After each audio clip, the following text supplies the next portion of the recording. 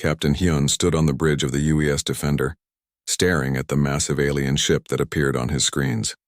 It was 3 times the size of his vessel, covered in strange symbols that glowed with soft blue light. After all the years humanity had searched for alien life, here it was, floating peacefully in space near their outer colony.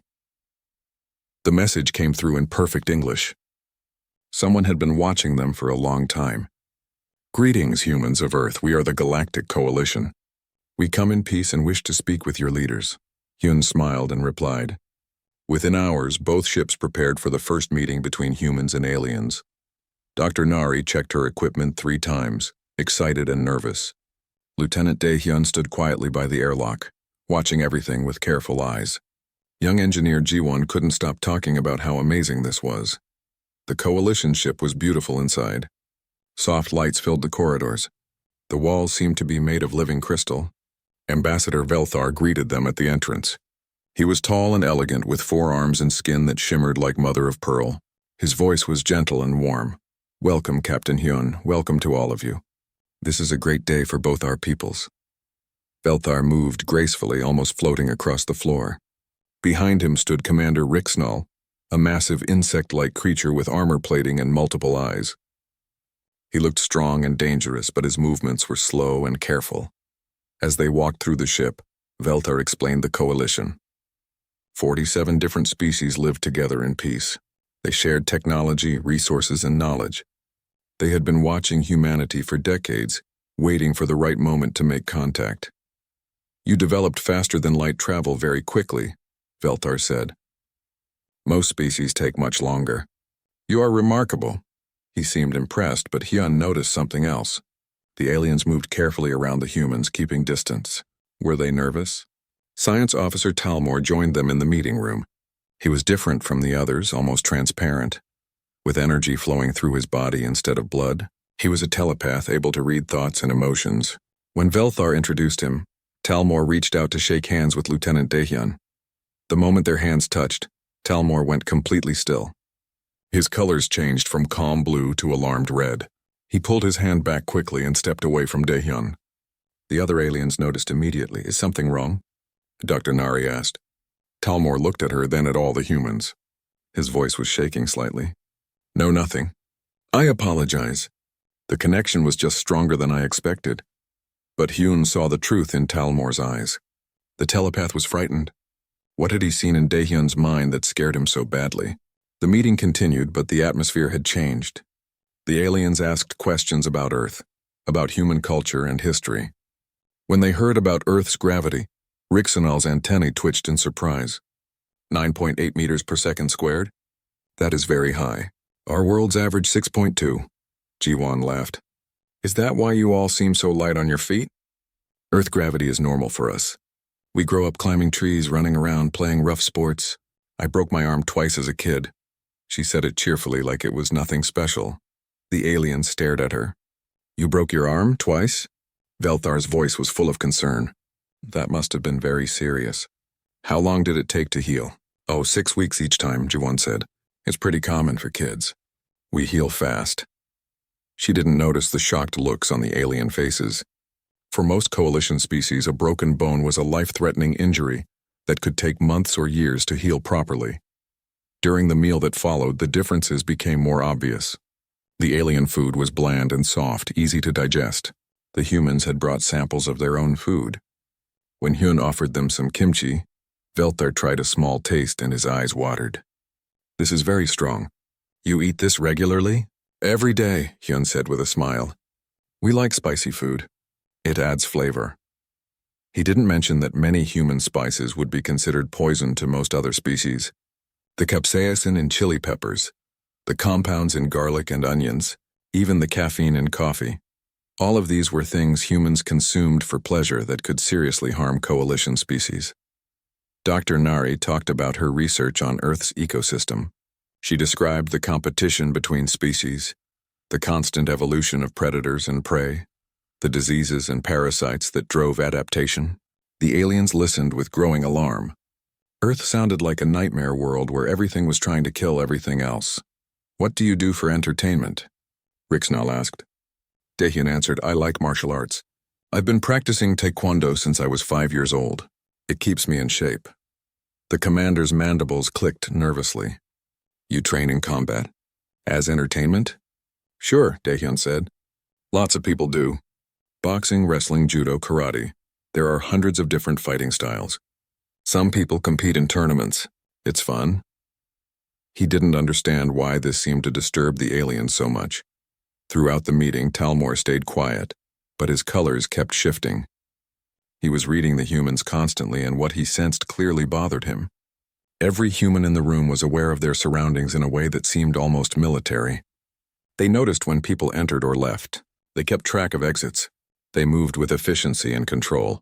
Even Jiwon, the youngest and most cheerful of the group, sat where she could see the whole room. Her eyes constantly moved, taking in details. It wasn't paranoia. It was just normal human awareness. But to Talmor's telepathic senses, it felt like being in a room with sleeping tigers. As the meeting ended, both groups seemed pleased. They agreed to continue talks and establish formal relations. The humans returned to their ship, excited about the future. They had met aliens, and it had gone well. They would be part of something bigger now, part of a galactic community. But on the coalition ship, the mood was very different. As soon as the humans left, Talmor collapsed into a chair. His whole body was shaking. Velthar rushed to his side. What did you see? What's wrong? Talmor looked up at him with frightened eyes. They're predators. All of them. Not just the soldier, all of them. Their minds are constantly running combat scenarios. They evaluate everything as either a threat or a tool. When that young engineer looked at me, part of her brain was calculating how to disable me if necessary. She didn't even realize she was doing it. It's automatic, Rixnell stepped forward. Are you certain? They seemed peaceful enough, friendly even. Talmor shook his head. That's what makes them so dangerous. They are friendly. They are peaceful. But underneath that, they're the most dangerous things I've ever encountered. They come from a death world, Commander. A real death world. And they don't even know it because to them it's just normal. Velthar felt cold fear settling into his hearts. We need to review all our data on Earth. Everything. Their history, their biology, their culture. We need to understand what we're really dealing with. He looked at the view screen where the human ship floated peacefully. We may have made a terrible mistake by making contact. The coalition crew spent the rest of the night gathering information. And with every file they read, every video they watched, every piece of data they analyzed, their fear grew. Earth was classified as a Class 12 death world, the highest possible rating. Humans had evolved on a planet where almost everything was trying to kill them. And somehow, impossibly, they had not just survived but thrived. The question that haunted them all was simple and terrifying. If these apex predators ever decided to stop being peaceful, could anyone in the galaxy stop them? The coalition science team worked through the night. Talmor sat in the center of the research lab, still shaking from his encounter with the humans. Around him, screens displayed information about Earth, its history, and its people. Every new piece of data made the situation worse. Look at this, said one of the researchers, a floating jellyfish-like creature named Whisper. The screen showed Earth's animal kingdom. Lions, tigers, bears, wolves, sharks, the list went on and on. These are just some of the predators on their world. And humans survived among all of these? Velthar studied the images carefully. They didn't just survive. They dominated. Humans are the apex predators of Earth. They hunted these other creatures to near extinction in some cases. He pulled up another file. But that's not the worst part. Look at their eyes. The team looked at images of human faces. What about them? Rixnell asked. Velthar zoomed in on the eyes. They face forward, both eyes pointing in the same direction. Do you know what that means? A cold silence filled the room. In nature, prey animals had eyes on the sides of their heads to watch for danger from all directions. Predators had forward-facing eyes to judge distance when hunting. Every species in the coalition had side-facing eyes. Humans had predator eyes. There's more, Talmor said weakly. He pulled up a biological analysis. Their muscle density is incredible. Their bones are 3 times denser than ours. They evolved in high gravity, which means their bodies are naturally much stronger than they look. That young engineer Jiwon, she could probably break my arm without even trying hard. Whisper added more information. I studied their hunting evolution. Early humans would chase prey for days, not hours, days. They would track an animal until it collapsed from exhaustion. Their endurance is unmatched in the galaxy. We get tired after an hour of activity. They can keep going for days. Rixnell pulled up medical files. Look at their healing. A human can recover from a broken bone in weeks. For us, the same injury would take months and might never heal properly. They have something called an immune system that fights diseases constantly. Earth has viruses and bacteria so aggressive that human bodies evolve to fight wars inside themselves every single day. Belthar felt sick. What else? The team hesitated, then shared more discoveries. Humans could eat foods that would poison most species. They deliberately consumed toxic compounds called spices for pleasure. They drank ethanol, a poison, as a social activity. Their children played games that involved chasing, catching, and simulated combat. Show me their entertainment, Belthar said. The screens displayed human sports. Boxing matches where humans hit each other repeatedly. Football games where they collided at high speed. Wrestling, rugby, hockey all involved physical combat or collision. They do this for fun? Whisper asked in horror. Talamore spoke again, his voice barely a whisper. The worst part is something called adrenaline. When humans face danger, their bodies release a chemical that makes them faster, stronger, and immune to pain. It's like a combat drug, but they produce it naturally. Their bodies literally enhance themselves for fighting. The room fell silent as everyone absorbed this information. Finally, Rixnell said what they were all thinking. They're living weapons. Every single one of them. Velthar nodded slowly. And they don't even realize it. To them, all of this is normal. A new researcher entered, carrying historical files. Ambassador, you need to see this. Human history. The screen changed to show images of Earth's wars. The team watched in growing horror as centuries of human conflict played out before them. Ancient battles with swords and spears. Medieval sieges with catapults and burning oil. Modern wars with guns and tanks. Nuclear weapons that could destroy entire cities. The humans had developed thousands of ways to kill each other, and they had used all of them. How are they not extinct? Whisper asked. With this level of violence, they should have destroyed themselves. The researcher pulled up more data. They nearly did. Multiple times, but each time they stepped back from the edge. They created laws, treaties, alliances. They built the United Nations to prevent wars. They signed agreements to limit weapons. Velthar studied the information carefully. Something didn't add up. Wait, these predators, these warriors, they chose peace? How? The researcher highlighted sections of human philosophy. They learned. After each war, they tried to prevent the next one. After the atomic bombs, they established nuclear controls. After each genocide, they created humanitarian laws. Talmor looked up with sudden understanding. They're not peaceful by nature. They're peaceful by choice. That's the difference. Every coalition species is naturally peaceful. We avoid conflict because it's not in our nature. But humans? Conflict is in their nature. They have to actively choose not to fight. Every single day they make that choice. The weight of this realization settled over the room. Rixnall brought up the recording of their meeting with the humans. Play it again, but this time, watch carefully. They watched the footage in slow motion, analyzing every movement. Lieutenant Daehyun's eyes tracked everyone who entered the room. His posture was relaxed but balanced, ready to move instantly. His hands were always visible and never trapped under anything. He sat where he had clear sight lines and access to exits. This wasn't military training, it was instinct. Captain Hyun displayed perfect control of his body language. He appeared calm and friendly, but the micro-expressions showed constant assessment. He was evaluating threats, calculating outcomes, preparing responses to situations that hadn't even happened yet. His mind was working on multiple levels simultaneously. Dr. Nari seemed the most peaceful, focused on her scientific equipment.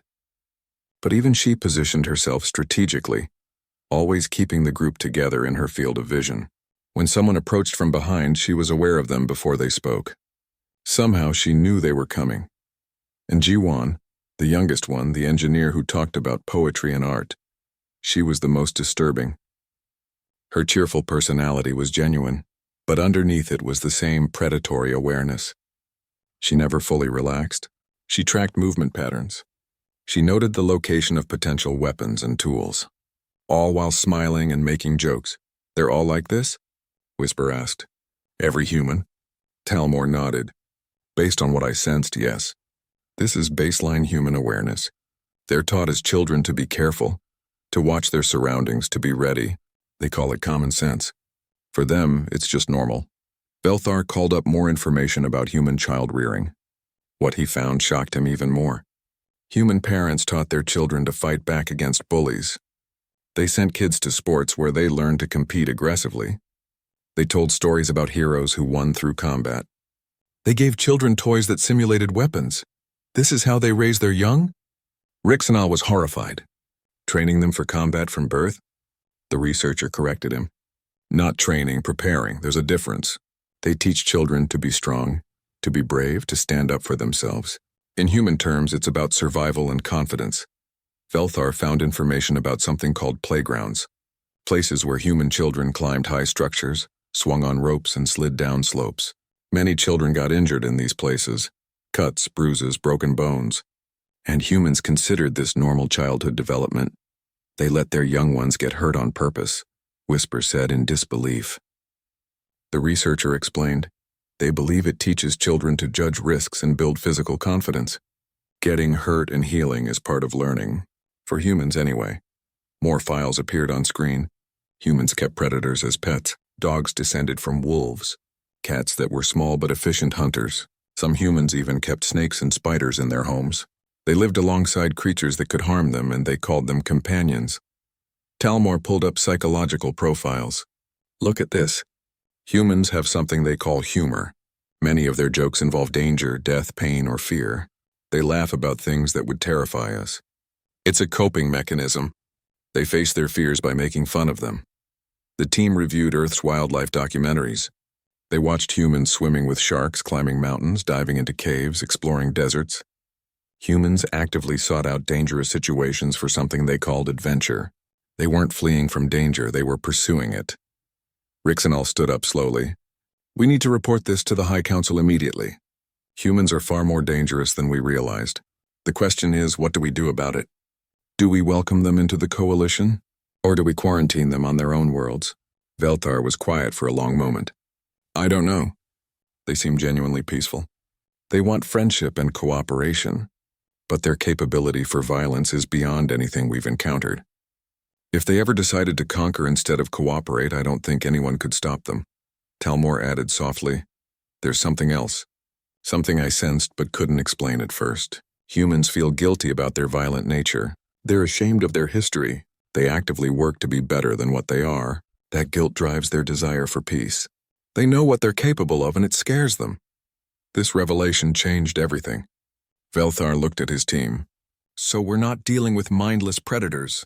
We're dealing with self-aware predators who choose not to hunt. That might be even more dangerous.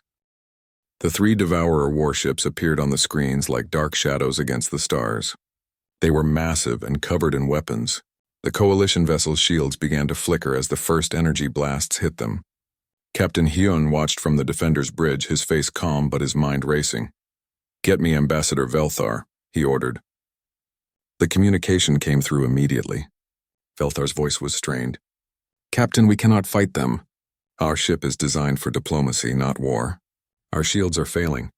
We need to evacuate. Hyun made his decision in seconds. Position your ship behind ours. We'll take the hits. And Ambassador? We're coming to get you. He turned to his crew. Daehyun, take a team. 4 people, full gear. Get those aliens out of there before the Devourers board them.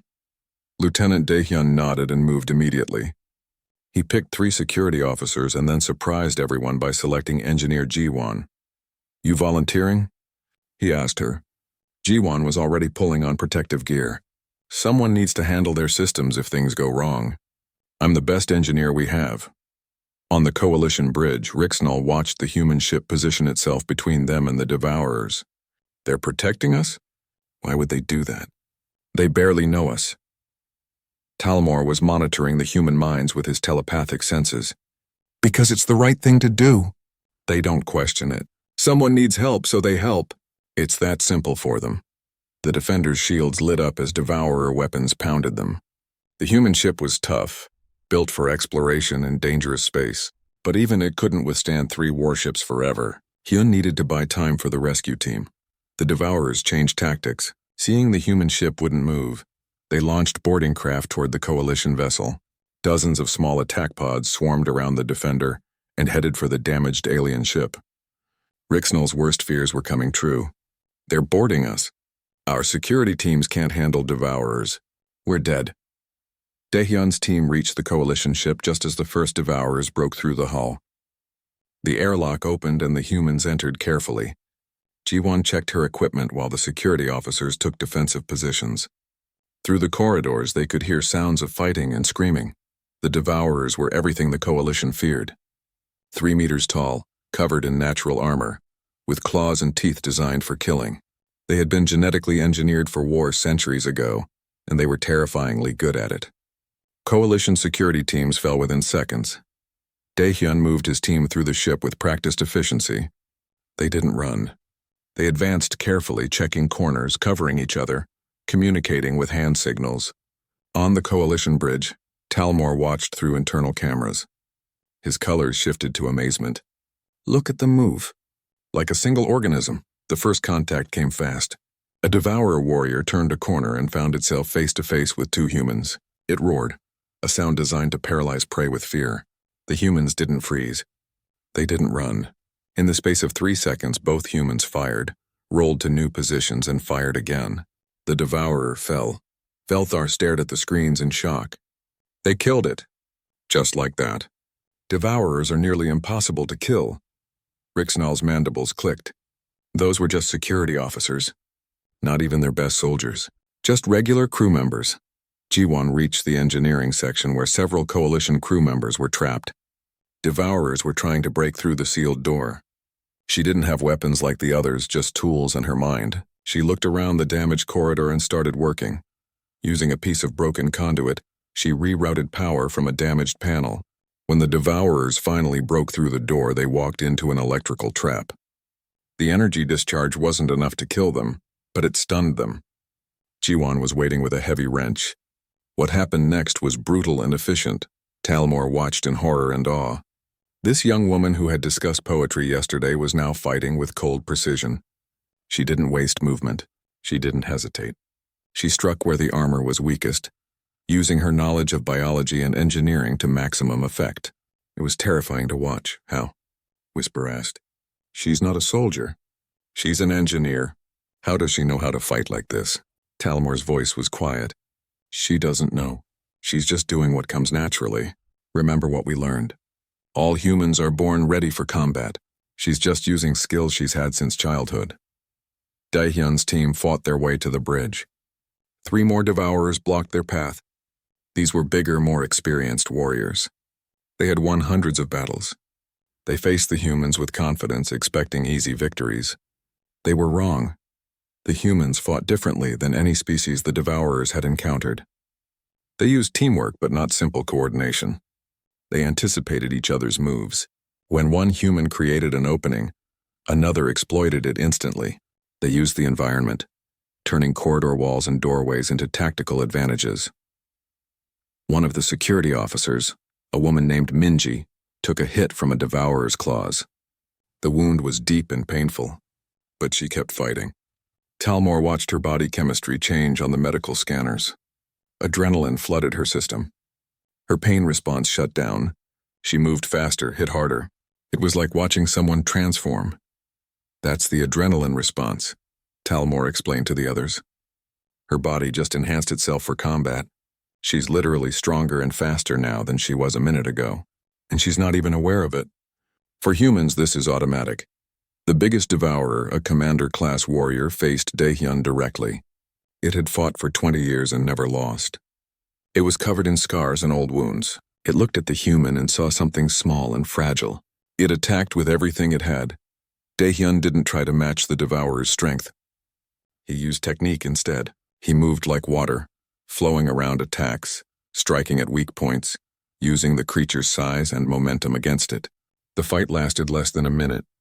When it ended, the Devourer commander was on the ground, and Daehyun was standing over it, breathing hard but victorious. The Coalition bridge erupted in stunned silence. Rixnell couldn't believe what he had just witnessed.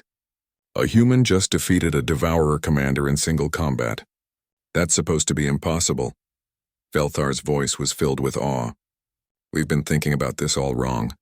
Humans aren't just dangerous. They're the most effective warriors in the galaxy. And they're on our side. The human team secured the Coalition bridge. Dahyun helped Velthar to his feet. Ambassador, we need to evacuate your crew to our ship. This vessel won't survive much longer. His voice was calm and professional, as if he hadn't just fought through dozens of enemy warriors. As the Coalition crew evacuated, Jiwon stayed behind to salvage important data. She worked quickly, her hands moving over alien systems she had never seen before, figuring them out through pure intuition and skill. A devourer appeared behind her. She spun around, holding nothing but a data pad. For a moment, they stared at each other. The devourer was wounded and tired. Jiwon was young and alone. But something in her eyes made the warrior hesitate. It saw no fear, only calculation. The devourer made a decision it had never made before. It ran. It fled from a human who wasn't even armed. The rescue took 20 minutes from start to finish. All Coalition crew members were saved. The human team had suffered only minor injuries, cuts, bruises, nothing serious. Within hours, their bodies would heal most of the damage. For the Coalition species, the same wounds would have meant weeks of recovery. Back on the Defender, the Coalition crew watched as the human medical team treated both humans and aliens. Dr. Nari worked on Velthar's injuries while chatting casually about xenobiology. She showed no sign of the stress of battle. It was like switching off a light. Combat mode was done, so she returned to her normal, friendly self. Jiwon walked into the medical bay, still covered in devourer blood. She was helping an injured Coalition officer walk, supporting his weight easily despite her smaller size. She was smiling and talking about a book she was reading. The disconnect was stunning. An hour ago, she had been fighting for her life. Now she was discussing literature. Brixnal approached Dahyun carefully. Lieutenant, I must ask, how did you learn to fight like that? Dahyun looked surprised by the question. Basic training, mostly. And Taekwondo since I was a kid. Why? The commander realized the human genuinely didn't understand how extraordinary his abilities were. Basic training, Brixnal repeated quietly. What you did today would make you a legend among Coalition warriors. And you call it basic? Dahyun shrugged. Any of our security teams could have done the same. We're trained to protect people. That's the job. The Devourer warships withdrew after realizing their boarding parties had failed. They had never faced such resistance before. For the first time in their history, they had encountered warriors more dangerous than themselves. The implications would ripple through the galaxy. Velthar stood on the Defender's bridge, looking at Captain Hyun with new eyes. You saved us. Your people fought creatures that terrify the entire galaxy, and you made it look easy. Why did you do it? You barely know us. Hyun's answer was simple. Because you needed help. That's enough reason. Talmor joined them, his colors showing deep thought. Captain, I need to apologize. The repairs took 3 days. Human and Coalition crews worked side by side, fixing damaged systems and sharing stories. What started as a rescue mission was becoming something deeper, understanding. The Coalition crew members watched the humans constantly, fascinated and still slightly frightened by what they saw. Dr. Nari sat with Talmor in the observation deck, both looking at the stars. The telepath had asked to speak with her privately. Doctor, I must confess something. When we first met, I read your minds without permission. What I sensed terrified me. But now I'm confused. You're all warriors, yet you're also kind, gentle, and peaceful. How can both be true? Nari smiled sadly. Because we learned the hard way. Earth's history is full of violence, Talmor. We fought wars for thousands of years. We nearly destroyed ourselves with nuclear weapons. We committed terrible acts against each other. Genocide, slavery, conquest. We know exactly what we're capable of when we let our violent nature take control. She pulled up images on her datapad. Pictures of destroyed cities, memorials to victims of war, museums dedicated to remembering humanity's darkest moments. Every human child learns about these. We study our mistakes so we don't repeat them. We remember the cost of violence, so we'll always choose peace when we can. Talmor studied the images. You teach your children about your failures? Nari nodded. Of course. How else would they learn? We don't hide our past. We face it honestly. Every school on Earth has classes about human history, the good and the bad. We believe that understanding our capacity for violence helps us control it. The telepath was quiet for a long moment. Your species learned wisdom through pain. Most coalition species never experienced such violence. We were naturally peaceful from the start. But that means we don't understand it. When faced with truly violent species like the Devourers, we have no framework to respond. We panic and retreat. That's the difference, Nari agreed. We understand violence deeply. We know how it starts, how it spreads, and how to stop it. Not because we're naturally aggressive, but because we've spent millennia learning to manage our aggressive instincts. Every human carries this knowledge. Meanwhile, Captain Hyun walked with Ambassador Velthar through the Defender's corridors. The ambassador wanted to understand human philosophy. Captain, your people value something called mercy. But mercy suggests weakness. How can warriors also value mercy? Hyun stopped at a wall display showing Earth. Mercy isn't weakness, Ambassador. It's strength. Anyone can kill. That's easy. But choosing not to kill when you have the power, that takes real strength. We have a saying, the greatest victory is the battle not fought. He paused, then continued. We had leaders who understood this. Gandhi, who freed his people without violence. King, who fought for rights through peaceful protest. Mandela, who chose reconciliation over revenge. Velthar listened carefully. These leaders, they were respected? Hyun laughed. Respected? They're some of our greatest heroes. We build statues of them, name schools after them, teach their ideas to every generation. Because they showed us something crucial. That being strong doesn't mean you have to hurt others. In the engineering bay, Rixnell found Jiwon working on a damaged power coupling. He watched her for several minutes before speaking. She knew he was there. She had noticed him immediately. But she let him observe until he was ready to talk. Engineer Jiwon, the commander finally said. I saw you fight 3 days ago. You moved like a trained warrior. Yet Captain Hyun tells me you have no military background. How is this possible?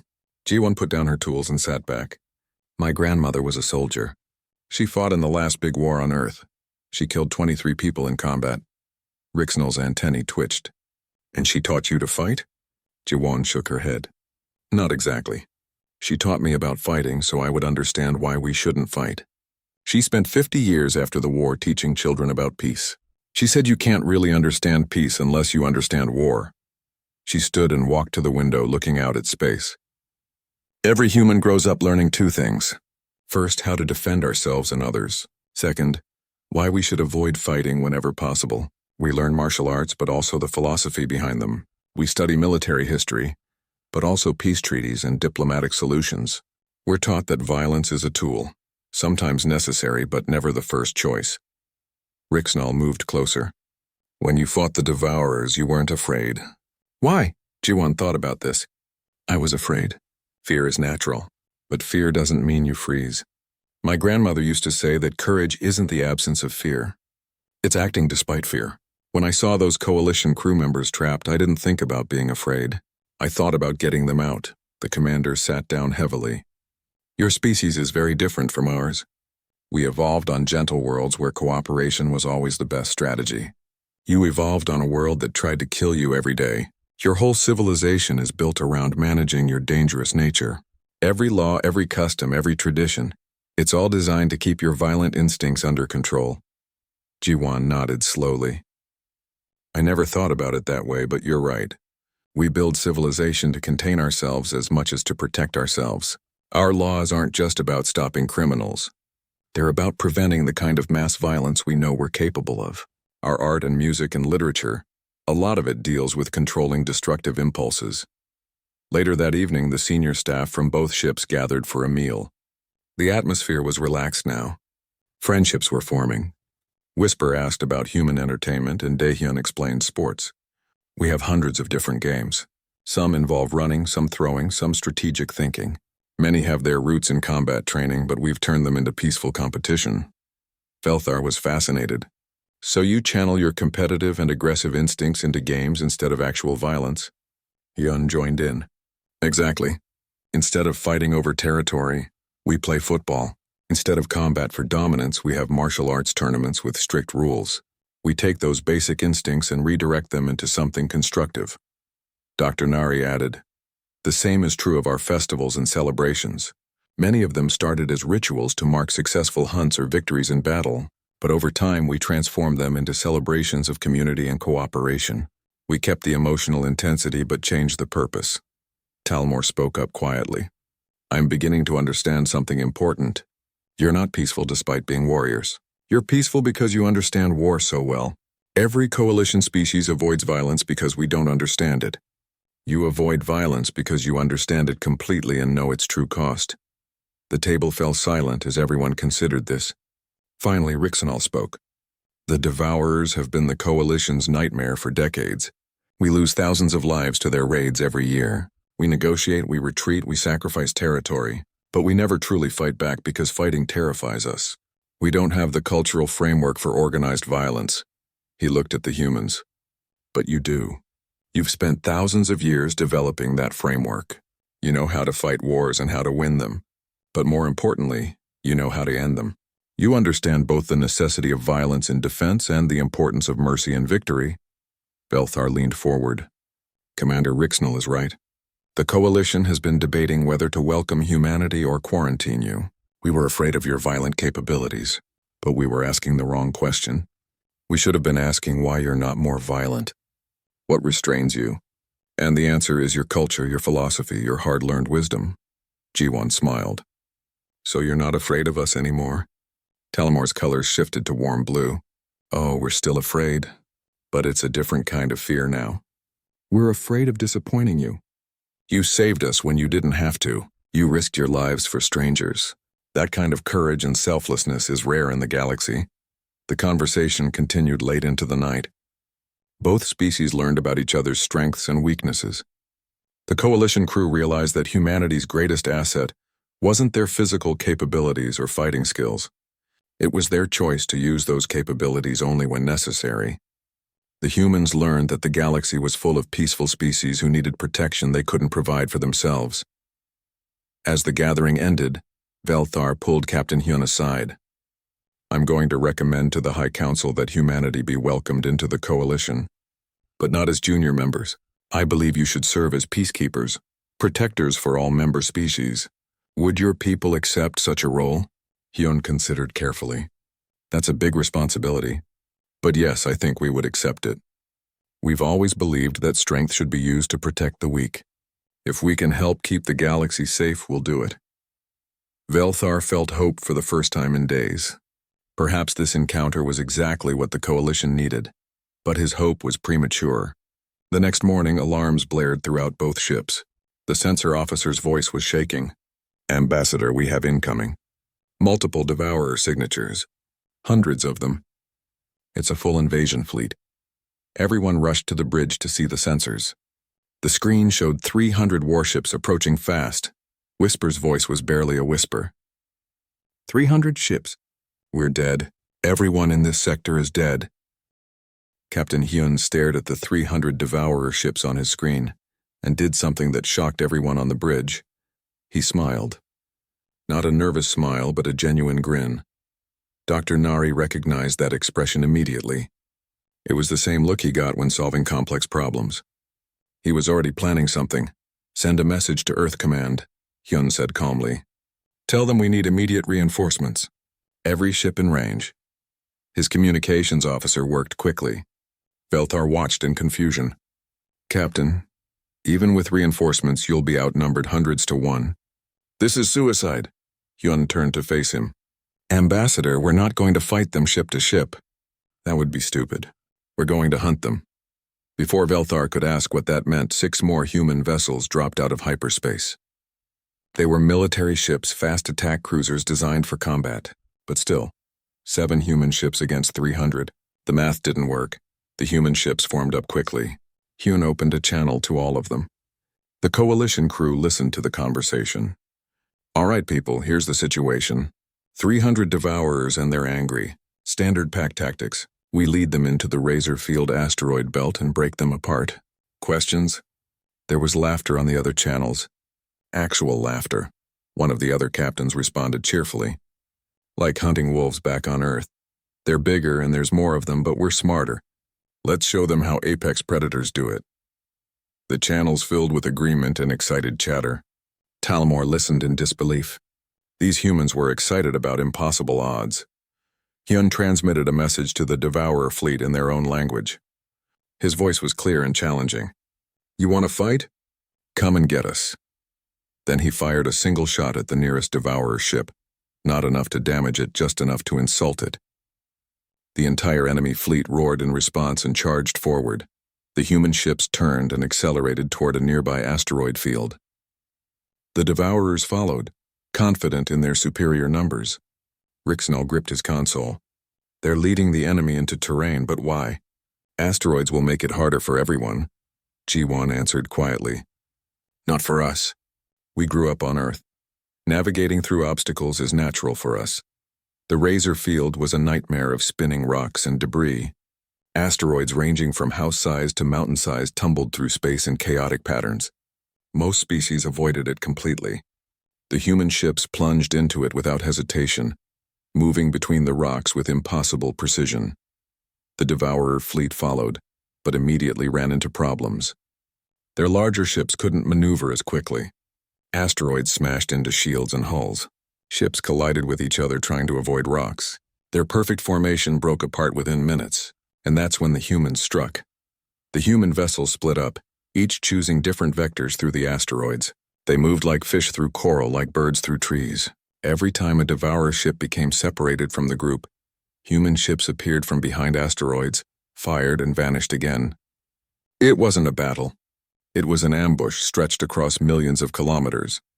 On the Coalition ship, the crew watched in amazement. Talmor monitored the human communications. The 7 human captains were coordinating perfectly without detailed orders. They anticipated each other's moves, covered each other's blind spots, and created opportunities for each other. It was like watching a single organism with 7 bodies. "They're using pack hunting tactics," Dr. Nari explained to Velthar. "Early humans hunted in groups this way. Separate the prey, surround it, strike from multiple angles. The Devourers are stronger individually, but humans know how to fight as a team. They've been doing it for millions of years." The Defender executed a maneuver that seemed impossible. It flew straight at a massive asteroid, then used the gravity to slingshot around it at tremendous speed. 3 Devourer ships tried to follow and crashed into the rock. Hyun's piloting was perfect, and his crew handled the extreme acceleration without apparent difficulty. Their high-gravity adapted bodies could withstand forces that would kill most species. An hour into the battle, the humans had destroyed 30 Devourer ships without losing a single vessel. But it wasn't just the tactics that amazed the Coalition crew. It was how the humans worked under pressure. No panic, no fear, just focused efficiency. They made constant jokes on the communication channels, keeping morale high even in the middle of combat. Ji-won was working frantically in engineering, rerouting power and repairing damage on the fly. Her hands moved so fast they blurred. She was running on pure adrenaline now, her body in full combat mode. She didn't notice the small injuries she was collecting. Burns from exposed wiring, cuts from sharp metal. Her body had shut down pain responses to keep her functional. Lieutenant Dae-hyun coordinated defensive fire with perfect precision. He saw patterns in the chaos, predicted enemy movements seconds before they happened, and responded instantly. This was what human brains had evolved to do: process complex tactical situations in real time, make split-second decisions, and execute them flawlessly. 2 hours in, the Devourer commander realized the trap. His fleet was being torn apart piece by piece. He tried to order a retreat, to regroup outside the asteroid field, but the humans had positioned themselves to cut off escape routes. Every exit was covered. The Devourers were hunters who had become the hunted. One of the Devourer capital ships, massive and heavily armed, emerged from behind a large asteroid and found itself face to face with the Defender. For a moment, both ships held position. The capital ship was 10 times larger and had 50 times the firepower. By all logic, it should destroy the human ship easily, but Hyun didn't run. He accelerated directly at the enemy ship. Velthar gasped. "What is he doing?" Nari answered with pride in her voice. "He's calling their bluff." At the last possible second, the Defender rolled, fired everything it had at the capital ship's weakest point, and darted away. The capital ship's shields failed. Secondary explosions rippled across its hull. The damaged capital ship tried to retreat, but found 2 more human vessels waiting. Within 5 minutes, the pride of the Devourer fleet was drifting debris. The psychological effect was immediate. The Devourers had never lost a capital ship in combat. Their confidence shattered. 3 hours after the battle started, 80 Devourer ships had been destroyed or disabled. The humans had taken damage, hull breaches, burned-out weapons, exhausted crews, but not a single human ship had been lost. The Devourer commander made a decision that would have been unthinkable before today. He ordered full retreat, but Captain Hyun wasn't done. He opened a channel to the entire Devourer fleet, broadcasting in the clear so everyone could hear. "You came here to destroy us. You failed. You've lost 80 ships. We've lost none. You can lose 80 more or you can leave. Right now. We don't want to kill you. We want you to understand something important." He paused, letting his words sink in. "You're not the most dangerous predators in the galaxy anymore. We are.